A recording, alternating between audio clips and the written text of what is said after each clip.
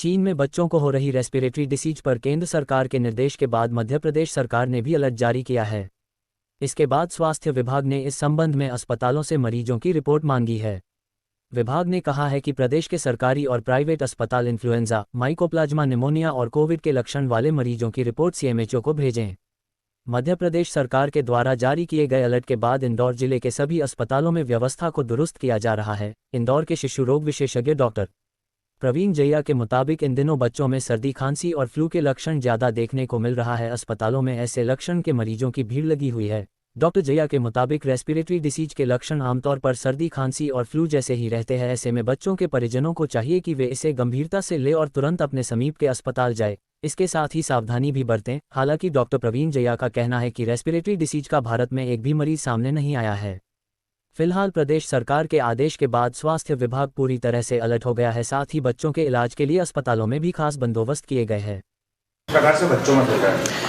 देखिए, मूलतः इसमें जो समस्या होती है वो सांस लेने की तकलीफ होना, नाक से आँख से पानी आना, और ये मूल समस्या इसकी रहती है। सांस की तकलीफ के जो अधिकांश वायरस होते हैं उसी की तरह का ये वायरस है। इसकी जांच के बाद ये पकड़ में आया है और अधिकांश बच्चों में ये अभी सामने आ रहा है, और जांच यदि की जाती है तभी ये पकड़ में आता है, अन्यथा सामान्य फ्लू की तरह से ये लक्षण इसके समझ में आते हैं। सर, इंदौर में भी प्रदेश सरकार के द्वारा भी एक अलर्ट जारी किया गया है। किस प्रकार की तैयारियां हैं इंदौर जिले में? देखिए, तैयारी पहले से ही हमारे समस्त स्वास्थ्य केंद्रों में इसकी पूरी तरह से हम लोग तैयार हैं, और पहले भी अलर्ट जारी किए जा चुके थे। मौसम परिवर्तन जब भी होता है तब भी हम स्वास्थ्य विभाग के समस्त चिकित्सक इसके लिए तैयार रहते हैं। आपके माध्यम से अन्य लोगों से, जितने भी हमारे दर्शकगण हैं, उनसे हमारी ये गुजारिश है कि इस बदलते हुए मौसम में इस बीमारी को हल्के से ना लें।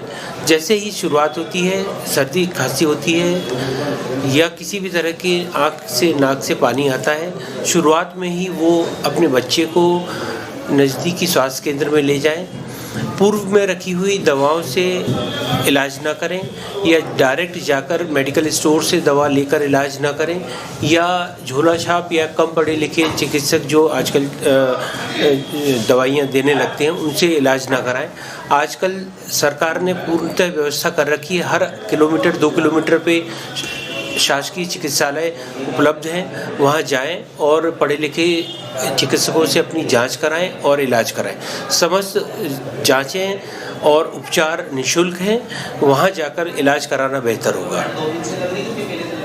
देखिए, उससे कोई संबंध अभी बैठाना उचित नहीं होगा, क्योंकि अभी यह भी तय नहीं हो पाया कि चीन में जो बीमारी है वह क्या है। अभी वह भी जांच के घेरे में है, तो पहले यह पता चल जाए कि वह क्या है।